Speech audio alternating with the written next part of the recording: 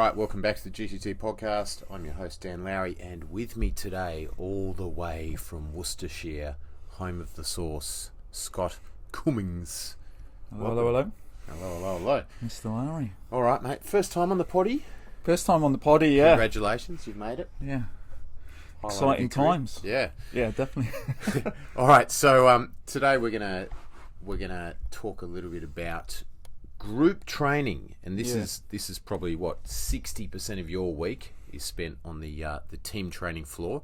I don't even like to say group training because I think it lessens it. I think it makes it sound like les mills, pump classes. Yeah. So I like to say team training, and I think we're going to cover. This is basically just going to be a thinly veiled criticism of everyone else and how they do it, and us talking up how we I like do that. it. Yeah. But we'll frame it in a way where the listener doesn't think we're just shit talking about. Of course, yeah. Wouldn't want them to catch on with that. No, we're above that. So, yeah, I think the last 10 years, especially in the fitness industry, this has been probably the biggest sort of trend. There's always trends in the fitness industry, but about 10 years ago, a few people cottoned on to how much money they could make doing team training. And I actually personally knew a couple of the founders of the biggest of them all, 45. I knew those guys, and I was talking to them when they were starting it and sort of watched what they did, and I was like, wow, they did what they said they were going to do. But it's opened up a whole world of, good, bad, and ugly when it comes to group training. So we're going to cover a bit of that today. Yeah, definitely. Yeah, sounds good. Cool. Yeah. So, first point I've got here, and what we'll do, we'll work through the points. The points that go into how we design team training and what we would consider important principles, and we can spin off on a few of those. So the first one is group size. Yeah, it's an interesting one because I've done a bit of training or team training with a couple of different size groups, and I think it's a difficult one to fully understand what's going to be optimal for that space.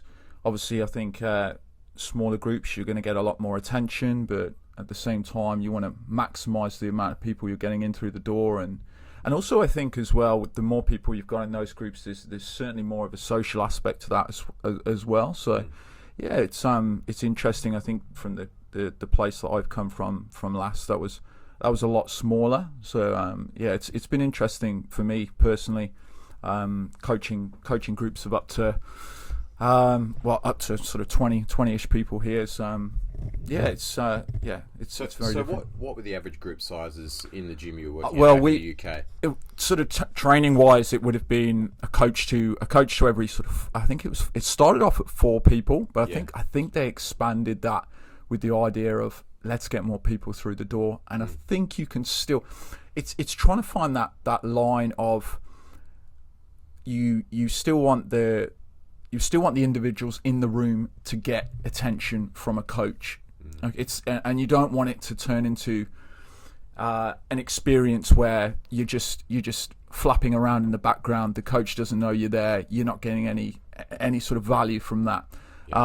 So I think, originally, my first stepping stone into team training was sort of a 1 to 4, coach to 4 people. And to be honest, that was probably a little bit more like personal training. But then we sort of expanded that to 6, and then based on the size we were working in, you could get sort of multiple coaches coaching the same session. So that opened up to sort of, you'd end up with sort of 12 people there, but you'd have 2 or 3 coaches revolving through the room. So I would classify that as group personal training. And we've got, we can work through the classifications, but I think it's important to sort of segment it. Group personal training, I would say, is 6 or less, or with a cap of 6. We sort of work off, obviously here, we've got an absolute maximum of 24. I can't remember the last time we had 24 in a class. I'm not sure I've even coached 24. I think I have. I think there's been some Saturday sessions recently that might have had 24 in them. Yeah. So, but what I will say is when there's 24, we sort of have this expectation, or we have in the past, that like if there's 24 and you're a trainer and you work here, go and help.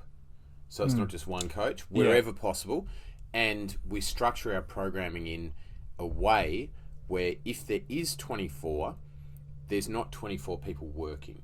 So if it's a strength session, there's going to be 4 to 8 people working at the absolute maximum. And if it's a conditioning session, we usually do some sort of I go, you go structure where the absolute maximum is 12. Yeah. And this comes back to the quality. So aim of the game for us, and it should be for anyone running a group training program, aim of the game is to give people a personal training experience in a group training environment. Correct. So that obviously means moving quickly as a coach, giving out lots of coaching, watching everyone, and giving everyone a level of feedback and coaching. Yeah, I totally agree. And it's it's a challenging atmosphere when you've got 20 people, and again, like you said, you're you're trying to get around and give that coaching, and it can be hard work sometimes. Enjoyable, but it's it can be hard work.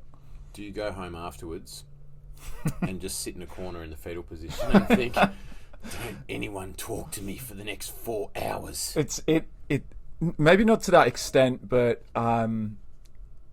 you certainly, I think since moving over here as well, I've taken up a lot of stuff that this might sound a little bit weird, but you start taking up stuff outside of the gym where you're doing a lot more solitary stuff. So I mean, I've been doing fishing and bird watching, stamp collecting, all of that sort of stuff. Watching a bit of cricket. But you do genuinely need that like little bit of shut off away from other human beings. It sounds terrible. Like I shouldn't be in the job if I can't handle, you know what I mean, that communication. But it's a lot, and sometimes you just need to just shut off and just be like, man, I just need to take a step back sometimes, just for a couple of hours, and I'll be good. I think, you know, if you're a more of an introverted character, which you probably are, it does run the battery a lot lower. Yeah. But if you're a total extrovert, Mickey B, for example, he'll talk to people all day. Yeah, I know. Like he'll do a 12-hour day at work, and then he'll be on the phone to his mates. Who wants to catch up? Yeah, Let's go for I a know. walk. Crazy. So that charges his battery. Yeah, so it's crazy. It's obviously dependent on the individual. But just back to the group sizes, that's sort of the framework we're working off, and I think it just allows for a lot more quality than all these other guys who are doing 30, 40, 50 people in a class. Yeah, it's just insane. By that point, especially once you start tying into it some of the other stuff we're going to cover here, it almost becomes impossible to give a quality coaching experience once you've got more than 20 people realistically in the session. Yeah, definitely. So difficult to handle. Yeah. Yeah. All right, next point I've got is the number of exercises in a session or a circuit. I don't like using the word circuit either because that invokes memories of, you know, old school circuit training from the 80s. In the PE hall, yeah. Climbing the ropes and stuff. If we're doing a circuit style session, one of the principles we work on is generally no more than 6 exercises. Yeah, and I think that's something I've taken on board with programming as well. It's often with that stuff, less is more, simpler is better. The more stuff you throw in there, the more you're going to be running around fixing things, adjusting things for people, and it's confusing for those guys as well. And with up to 6 stations or something like, you've got an opportunity to cover most of the modalities that you need to in terms of functional movement. I know we throw that around a lot now as well, but you can pretty much cover that through 4, 5, 6 stations. Yeah. Once you start going above that though, it definitely dilutes the quality. You've got to demonstrate more things, then you've got to coach more things, and there's not enough repetition of the thing whereby the person gets better at it, especially for the less skilled movers. So, you know, by this stage, we're looking at the 2 things we've covered here. Size of the group. So if you're doing a session where there's 30 or 40 people in it, and there's more than 6 activities, you can pretty much tick off that you're not going to get a good quality coaching experience. The other pressure that comes there too in designing sessions like that, if you're someone who's got to come up with a training plan for a session for 30 to 40 people with maybe 12 to 20 exercises in it, as happens, it's like, okay, we go past that point of there's only a certain pool of activities that make sense and exercises that make sense, and you start having to delve into the realm of made up stuff and silly stuff. And you mentioned functional training before. There's a legitimate place and a genuine place for good functional training once we sort of get clear on the classification. So I would say integrated movement, where we're combining motor patterns. So it might be a lunge with a press, or a combination of patterns without it getting ridiculous. Yeah, totally agree. Yeah. All right, next point. Week to week progression. One of the marketing gimmicks I've seen over the years from group training programs is never do the same workout twice in a row, or never do the same workout. And so there seems to have been this thing catch on where it's bad to do the same workout, but in fact, you should know now that it's that repetition of exercise is essentially your key to getting stronger essentially, but also other things as well. You know what I mean? Increasing your mobility, your flexibility, just having something tangible you can work week after week after week and measure that progress that's going to be key to making any sort of improvement in that.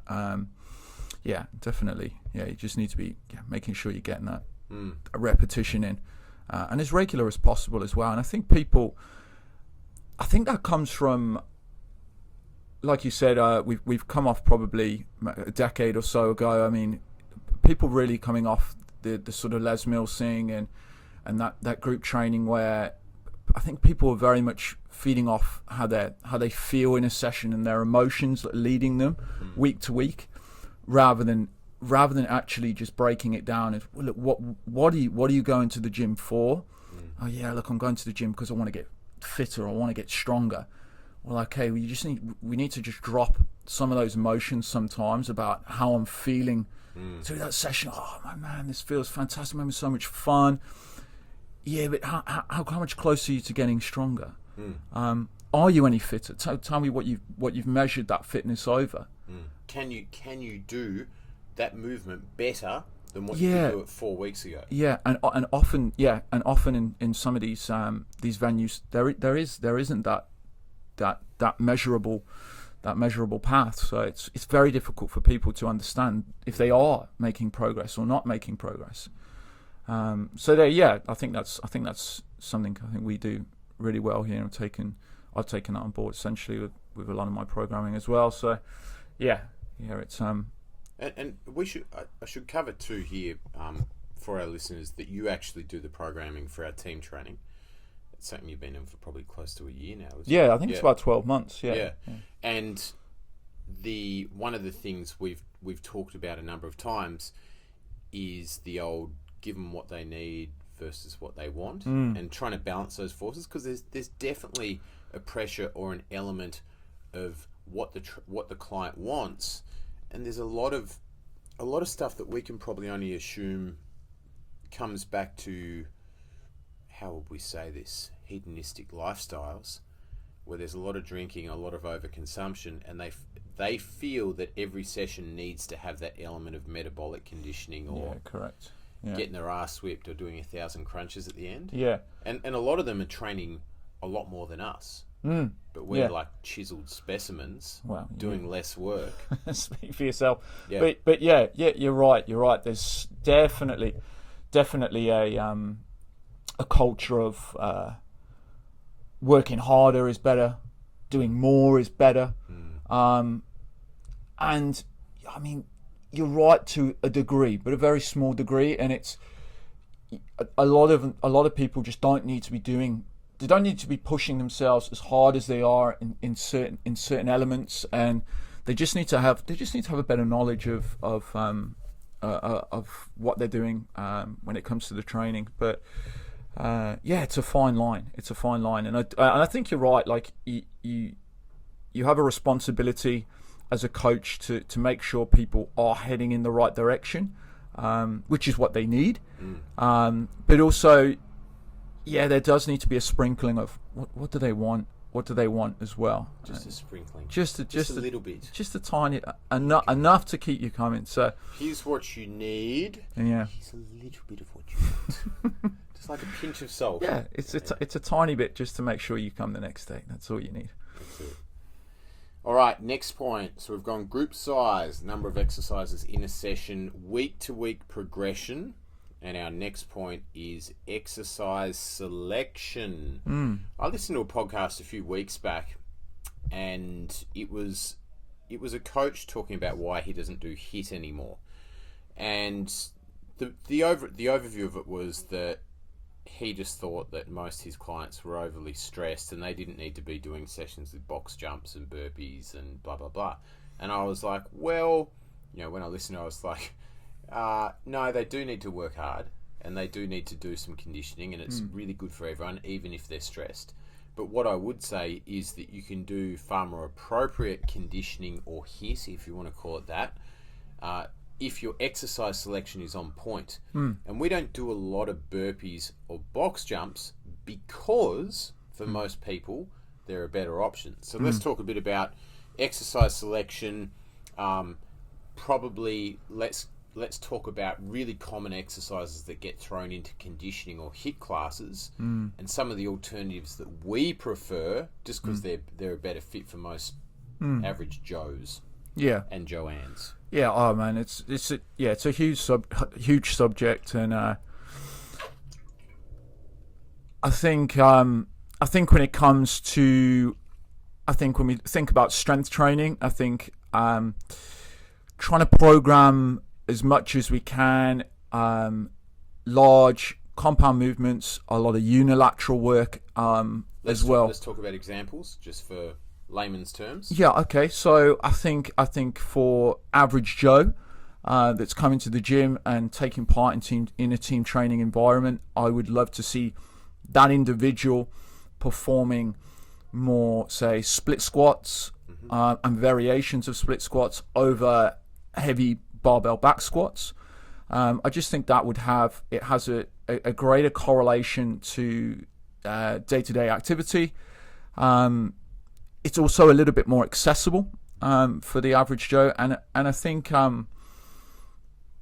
there's a lot less sort of side effects to those sort of movements as well. So yeah, in terms of strength training, stuff like that. I really agree with you on that. I've come around a lot in recent times. I used to think, no, everyone needs to learn how to handle a barbell, whereas now I'm far more to the end of the spectrum, where it's like most people don't need to touch a barbell. Yeah, let's just get them moving. Yeah, and I think I totally agree. I'm with you on that. And I mean, I've been in the industry getting on for about 10 years ish now, and I think the industry changes so quickly and so often that, I mean, I look back 10 years ago and I was going through qualifications, and it was the same sort of thing. It was right. You need to be progressing your client or your team training member or whoever. They need to be getting onto a barbell and they need to be doing these 3 main movements. And you fast forward now and you think, well, why do they need to be doing that? Why do they need to be doing a heavy straight bar deadlift off the ground? Well, they don't. And for most people, it's not a very straight up accessible movement to come into a team training environment. I think get them performing with kettlebells, get them picking up heavy kettlebells, get them performing a trap bar. That's a lot more accessible than getting on the straight bar. And I mean, I'm not knocking those movements. They certainly have their place in the gym, but I think for average Joe coming in, you want them lifting heavy weights, getting stronger through the easiest movements that they can get into, with as little complications as possible. So a lot of those sort of movements would be sort of thoroughbred exercises in programming when it comes to strength training. I think on the conditioning side, what we would do transformation sessions. I think you're right. Programming wise, I think things like burpees, box jumps, stuff like that. I think they're sort of especially burpees in particular, stuff like that. It's a low hanging fruit, and it's so easy to just throw those in because people are gonna sweat. they put their body weight on the ground, they've got to pick themselves back up, they're going to sweat. And again, that's leading to that emotional satisfaction. Oh, I'm working so hard today because I'm doing so and so amount of burpees. But in terms of value in the session, there's a lot more we could be doing in terms of cardiovascular activity than just throwing our body about on the ground and picking it up, usually in a very very sort of undignified manner as well. So I think very undignified. Yeah, and I mean, you know what I mean. There's,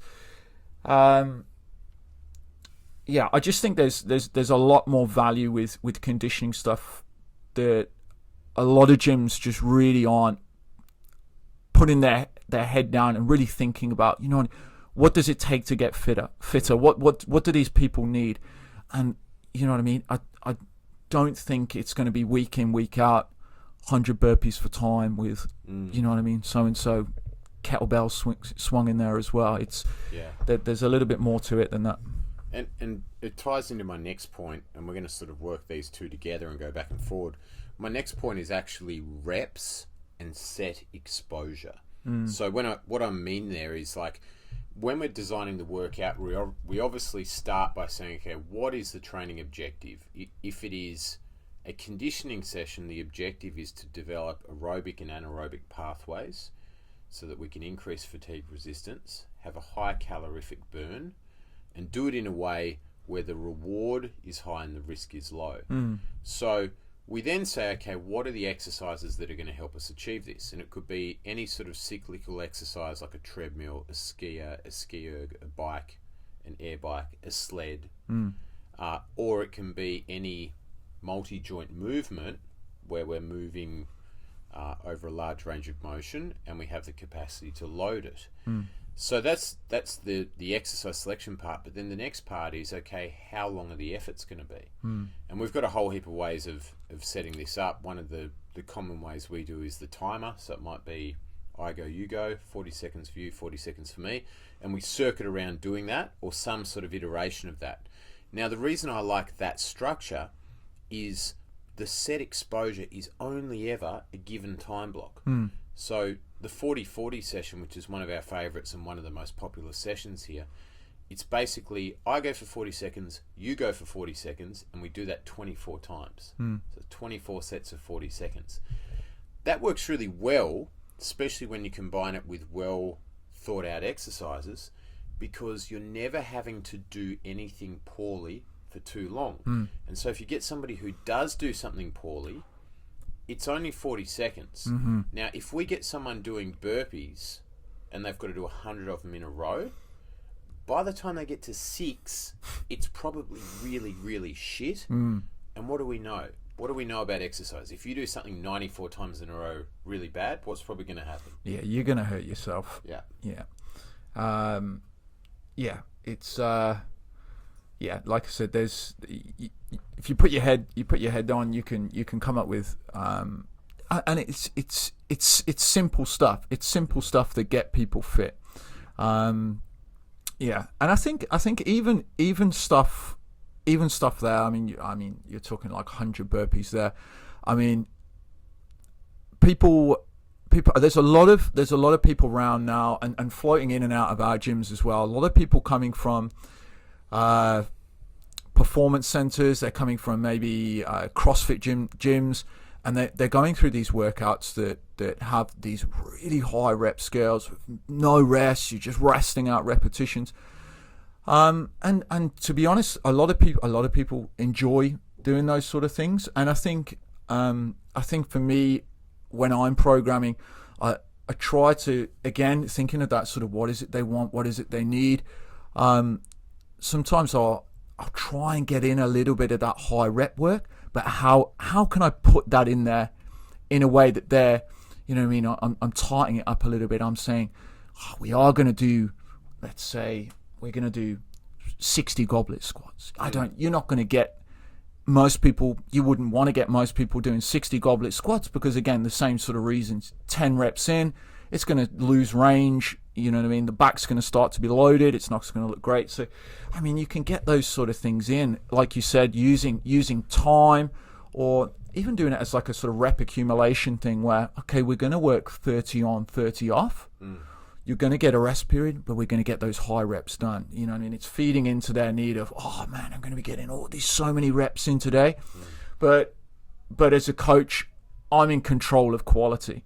Yeah, you're having your rest periods. Everything's going to stay at a good level, and the session runs smoothly. The session runs smoothly for both me and for them, because they're not coming in the next day with sore lower backs and whatever else. Yeah, and a goblet squat is an appropriate choice of exercise for that sort of thing. Yes, yeah. And I've seen how you program that.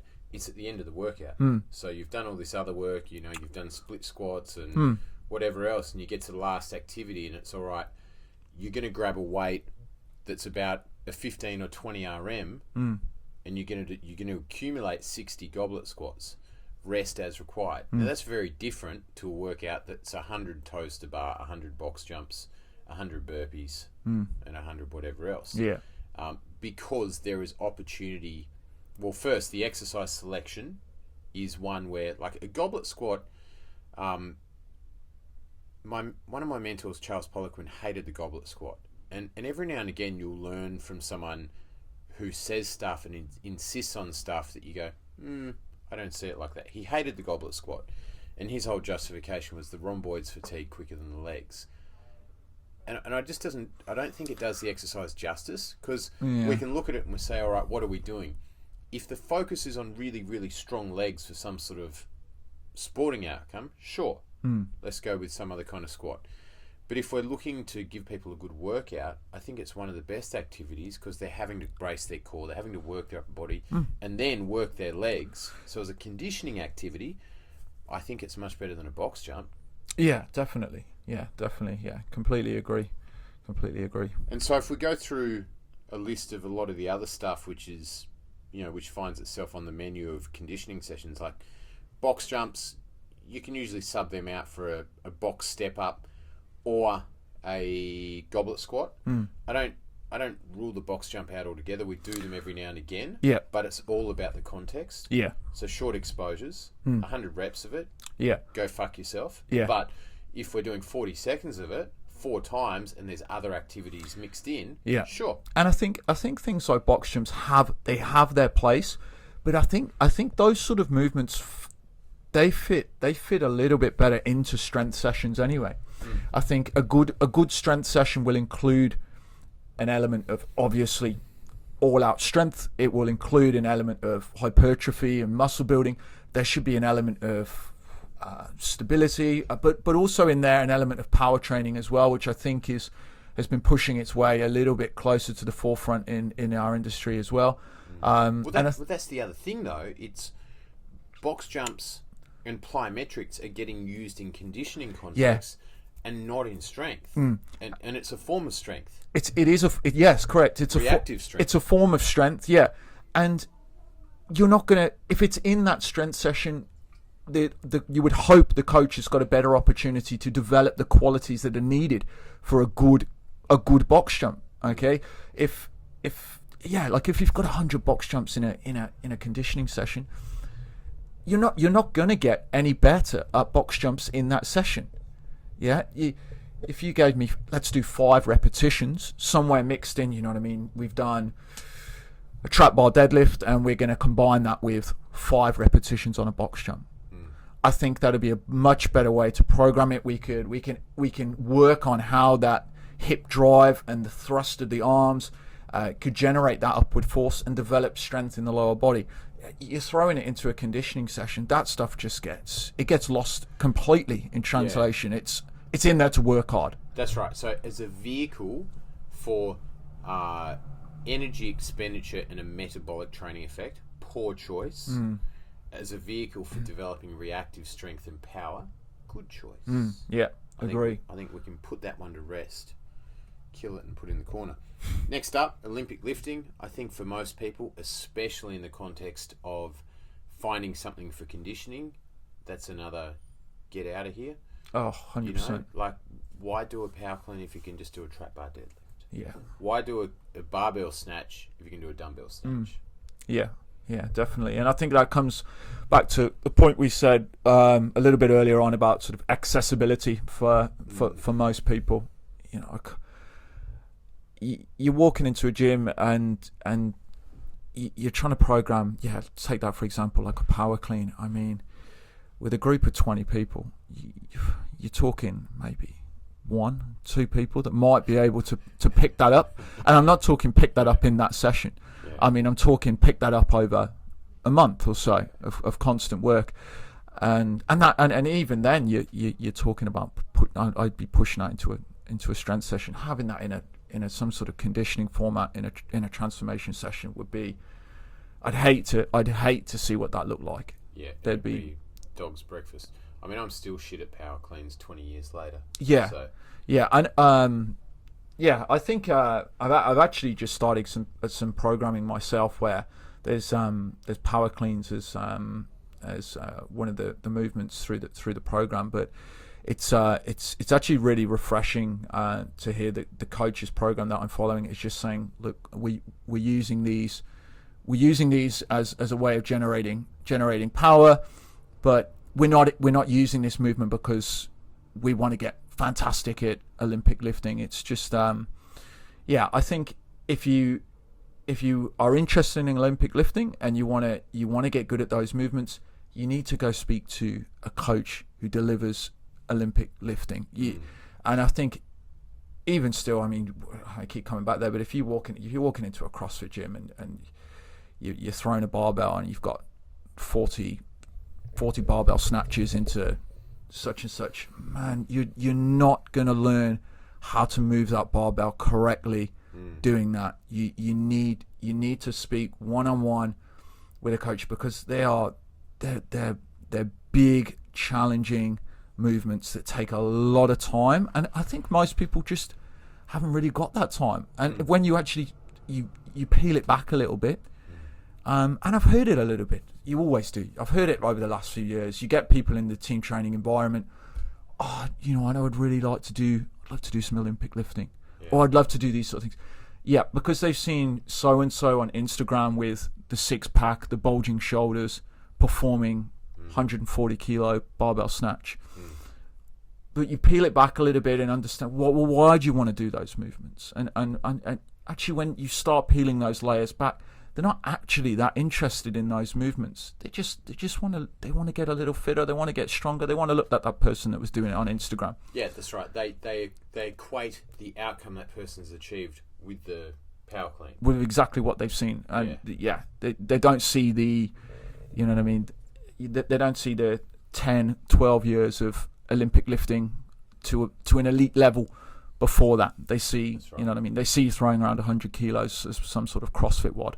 Yeah.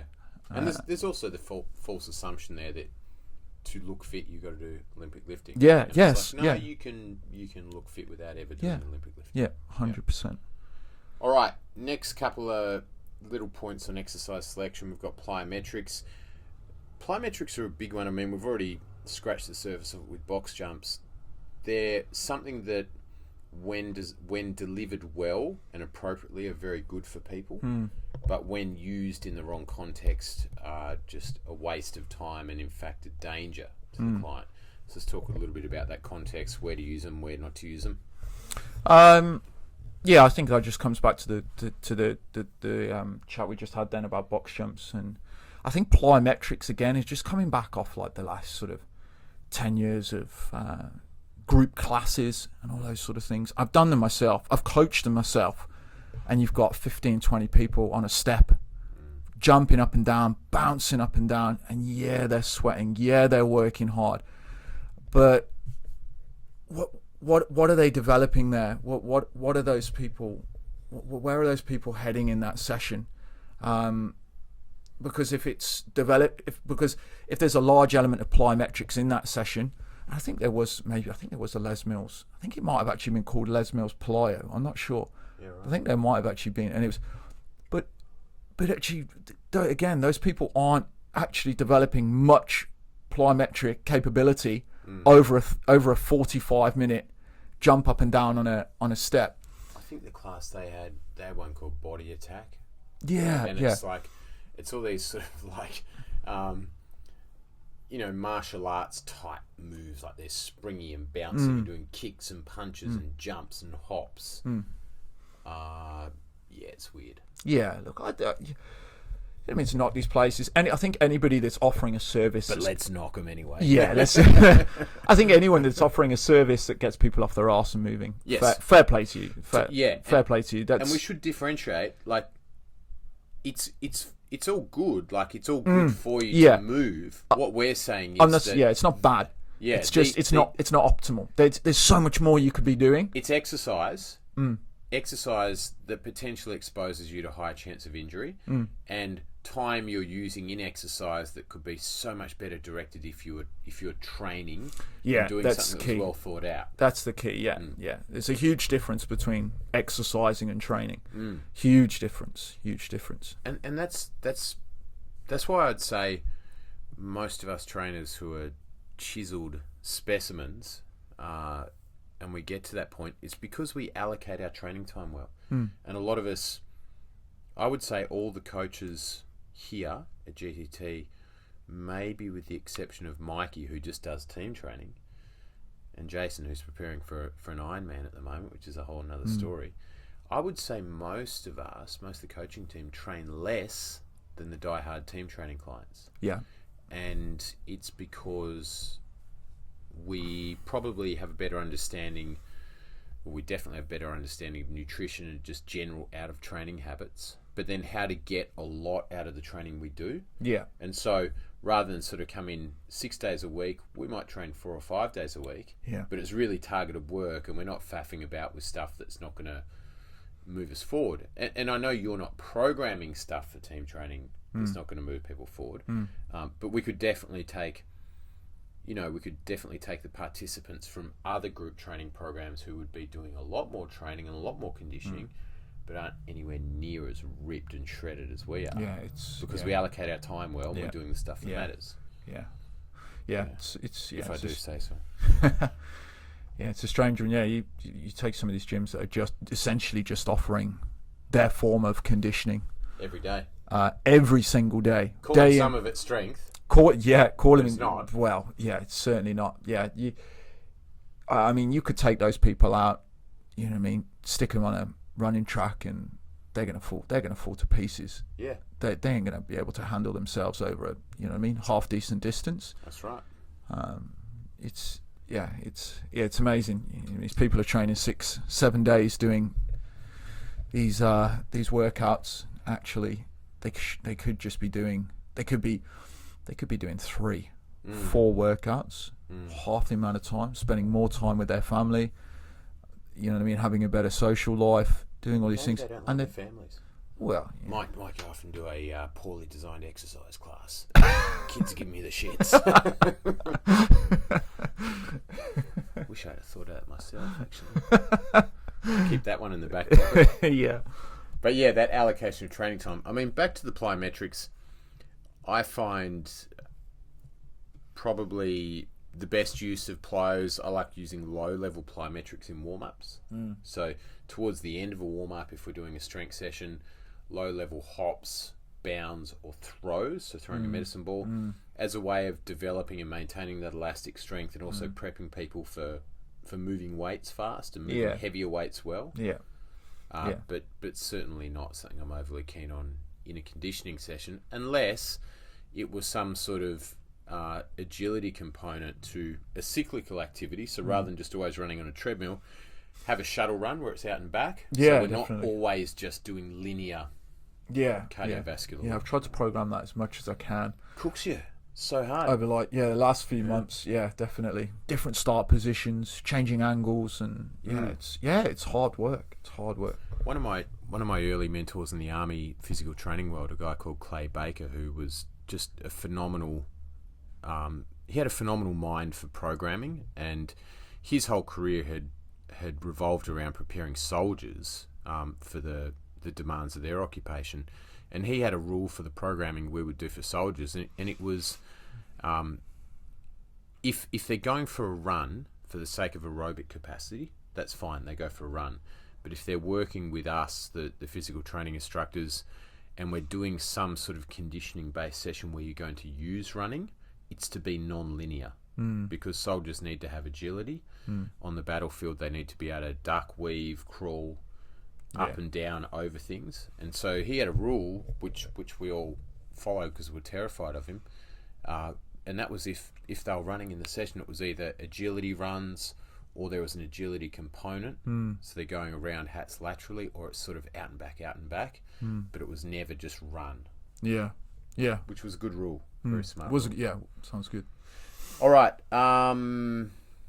Final point I've got here in exercise selection is balance type activities. When you see someone doing the single leg Romanian bicep curl, Bosu ball, Sounds burpee. Good. Yeah. I'd love to see that. Picture that one. I've seen some horror shows on social media with those Bosu balls. Yeah, some pretty bad stuff. Yeah. You'll notice we don't have any Bosu balls here. Yeah, for good reason. Yeah, it's kind of like once you see it getting to that point, it's like, what are we doing here? Yeah. I think you know, I mean, balance, stability work. It's got its place. It's got its place, but it just needs to be programmed in the right way. I think if you're using balance, if you're using balance and stability as the main element to drive strength, then you're way off the mark, because it's devaluing strength. It's the idea of getting stronger in that session is you need to be performing an exercise with the heaviest load you can move through that movement pattern. By standing on one leg on a Bosu ball, you're limiting the working weight that you can shift. And I think if you want to bring in balance and you want to bring in stability, again, it just needs to be edged into those sessions in the right way, as maybe some sort of supplementary exercise towards the finish, or even like you said with the warm-ups and stuff. I think that's a good way of just firing up the system. Yeah. You know what I mean? 5 reps doing a bodyweight single leg hinge. Yeah. You know That's what I mean? where I'd use it. Yeah. If we're going to do Bulgarian split squats in a session, sure, do a stability ball squat in your warm-up just to wake up the proprioceptive system, and then make that single leg activity feel easy comparatively. Yeah. I've done it. Or as a finisher.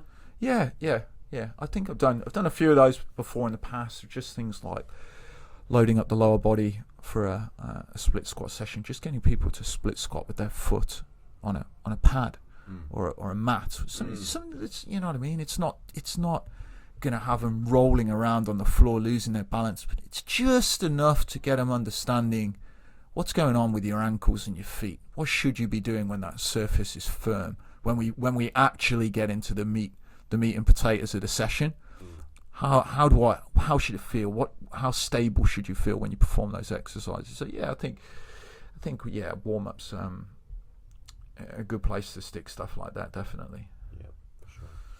Just as you were talking there, I was enamoured by how big our biceps look in the screen as we record this. Very impressive. All right, final few points here. Obviously, we've been talking about considerations for good group training or team training. Final points I'd like to cover off here are the instructor qualities, because it's one thing to be able to put together a well thought out session, but then you've got to be able to bring it. So first point I've got here is voice. You got to bring it. You got to speak from the balls up, don't you? Yeah, definitely. Yeah, you got to be able to project your voice, or from the ovaries up. Don't want to discriminate. Yeah, and I think voice. Look, using your voice it's a skill in itself. You know what I mean? And I think using your voice in a way for different sessions, the feel of the session, your voice can really bring the session up to the level that you need it. If you know what I mean, people are feeling a little bit flat and it's feeling a little slow, your voice can really bring that tempo up. But also as well, like toning it down when you've got I think there was a session the other week where I had it ended up just being a one-on-one. It was just an odd session in a public holiday. It just ended up being a one-to-one, and it was a conditioning session, and it was just I mean, you know what I mean? That's not the session where you're shouting. You just, you know what I mean? It's just a bit of gentle encouragement, maybe a bit of education. You're just talking to them gently, working it, but just keeping their mind off the fact that they're on their own. It's funny you say and they've got a lot of work to do. We had a coach once who, by quirk of the timetable or something, I think there was one or two people in the class, and the coach had the music up full bore and was standing on the opposite side of the room barking instructions, and I sort of subtly went over and whispered in his ear. I was like, mate, you got two people, just relax, go in, turn the music down, stand closer, just talk to them, save your energy a bit, and just scale it relevant to the class. Yeah, it makes it easier for you as well. Yeah, but look, that voice component's definitely important. When we're talking about larger groups, you got to set the tone, set the energy, and also tune people into the fact that you're running this show. You're the sheriff in town. Yeah. Because exercise can be dangerous, and if people aren't listening and attuned to your voice, because you're a bit of a nanny boy, and like, oh, come on, guys, I just want you to maybe tighten up your back a little bit for those split squats. You got to really demand it. That's right, demand it. I like that. Next part of it, which ties into that, is positioning. This is another one that, as an army instructor, we got drilled on this. We could essentially fail a class, and we always got assessed and graded on our classes, but we could fail on positioning. And so we had a rule: you were never to have your back to anyone in the class. Yeah. And this is one I see on social media all the time: coaches walking through the middle of a group training class, encouraging and doing the cliche, come on, let's go, while clapping their hands, maybe a few dance moves to the tunes as well, and they've got their back to half the class at any one time. So the rule, stick to the outside, use your voice to reach people on the other side, and make sure you've never got your back to anyone for more than about 3 seconds. Yeah. Anything to add on that one? No, not really. No, I think that came more to the sort of forefront for me since joining here, actually. I mean, the gyms that I've worked in the past, I don't think that was even highlighted. I don't think it was ever an issue, and to be honest, it probably never would have been in the sort of the way it was laid out. But here, certainly, you've got 20 people. There's a lot of moving parts, and you have got to position yourself pretty well to make sure that you can see everything, and they can see you as well. Absolutely. Final point I've got on the instructor qualities, and this is probably the difference between a good coach or an average coach and a high-level coach, and it's the ability to quickly scale and swap out exercises on the go, the ability to recognise when someone needs to be pushed further and progressed versus someone at the other end of the scale who needs to be held back, and everything else in between. And one of the sort of grading things I use for assessing the competence of a coach is how quickly they can pick up on those moments and adjust things on the go. Yeah, and that's again, it's a skill, and it's something you develop over years, and it's challenging, especially in a conditioning format where things are moving very quickly, and often in larger groups, people won't say anything. People will wrestle out movements, and you know what I mean. Sometimes you're looking at it and you're thinking, do I, don't I? But again, that's, I suppose, one of the key qualities of being a really good coach is just nipping it in the bud early, and not to the extent where you're embarrassing the person or anything. But if something does need regressing, get it in nice and early, and just think, hey, look, this I don't think this moves. I don't think this looks really good. That's when the injuries come out too. You say at the start of the session, hey, who here is injured, just so I can make adjustments. No hands go up. Yeah. And then you're watching an exercise, and you go over and go, hey, you feeling okay? Just notice you're not moving. Oh, actually, I gave birth yesterday. Not feeling the best. Oh, thanks for letting me know. Yeah, probably should have mentioned that. Yeah. Or I've got a spinal injury. I'm actually a quadriplegic, so I'm finding these split squats a little bit harder. Yeah. All the time, right? All the time. But it's something you pick up, and as I like to think. I'm always taking notes and stuff like that, and whenever I'm planning a session, I like to think of if there are a couple of things in that session that I know are going to be a stumbling block for a couple of people through the morning classes or the lunchtime classes, I'll write down two or three regressions or alternatives to that exercise, and it saves me that awkward 2 or 3 minutes where I'm staring at a kettlebell going, I've got to give them something, but I don't know what it is. And I think having something sometimes just, you know what I mean, something's a little bit different. Young coaches. Something that's maybe a little bit different, or if it's, you know what I mean, if it's regular things, you know what I mean, it's going to be things, hinge movement patterns, people with lower back injuries. Okay, well, rather than just giving them a different type of hinge, let's think, well, there will probably be more value if they did some form of core activity. Let's strengthen up that area, and giving it to people in that way adds more value to the session. You know what I mean? It makes you look great. Again, and you've got it just like that. Okay, we're not going to do that RDL because, I understand you know what I mean, you've had lumbar spine issues. But what we are going to do, we're going to go and do this Pallof press right next to you. It's going to engage a lot more of your trunk muscles, and it should be a lot safer. There's going to be no bending over, anything like that. And I go, wow, okay, cool. That sounds much more me. And that, I think, comes back to that point I talked about at the start of the podcast, which is the good group training programs give people a personal training experience in a group training environment. And we don't always nail it, but that's the aim. That's our aim as a coach, is to, as often as possible, give people that experience so that when they walk out the door, they almost feel like they got a personal training session because of that much coaching and engagement and adjustment. They worked out harder than what they could have ever worked out on their own, or worked out with a level of intent far higher than what they would have done if they were faffing about in the gym on their own.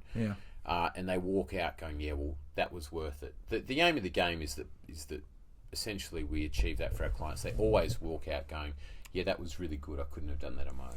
Yeah, definitely. I think when it comes to, again, that sort of progressing and regressing and having that knowledge to switch things in and out as quick as you can, I think a lot of that comes as well from the programming in the environment as well. And I think we do try here to, you know what I mean, the sessions are programmed in such a way that if you can't do that exercise, we can switch it out for a similar rep scale to a different exercise. Everything is quite adaptable as we go. And I mean, I've done things, CrossFit and stuff in the past, and you go into these gyms and you've got, all right, we're going to do a 20-meter handstand walk, and you're going, well, I can't do that. And then the coach is, well, you can do some push-ups or some shoulder taps, and it's the value's lost there because I'm coming to the gym because I want to do those things and I want to learn those things, but the coaches haven't got the skill and the adaptability to find something that's linked in with that movement, like I was saying there about the sort of the RDL and the lower back, and just trying to keep everything quite relatable for the individual. I think some of these gyms, it's just, you can't do that, we'll do this. Just you just sort of brushed away a little bit. I would say too, I mean, just for context, I see a lot more value in good CrossFit than the group training franchises. Like, there's so many group training franchises now. You've got F45, BFT, Fit Stop, Hit Cartel or something's another one. I think there's probably up to 10 different franchises. Orange Theory, Barry's Boot Camp. Yeah, wow. And they're all doing the same shit. It's just poorly designed training sessions with too many people and not enough quality coaching.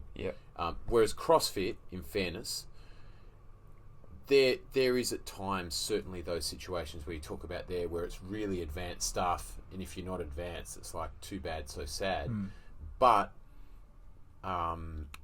there is some really good CrossFit programming, some really good CrossFit workouts, and some really 100%. Good CrossFit coaches. And I think, just in fairness, I want to take them out of that grouping of the group fitness franchises and put them over in another section where we say, these guys are legitimately usually good coaches. as with all things, though, there's a scale. There's the really, really good ones and everything else below. But I think in fairness, we just need to remove them from the pile of shit. Yeah. No, I agree. Alrighty. Anything to add? You've got a few points there.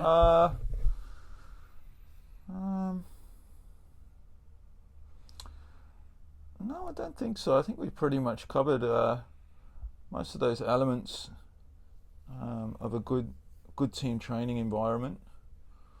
Yeah, no, I think we've covered. Yeah, I think we've covered most of it. Yeah. Good-o. All right. Well, in summary, I'm going to go back over it quickly.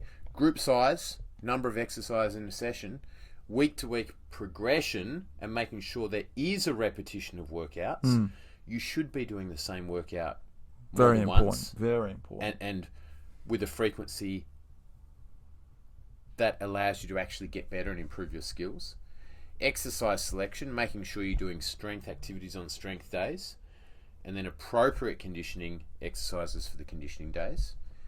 The rep set exposure, making sure that we're doing stuff that elicits fatigue but doesn't turn it into a bag of slop or a safety hazard.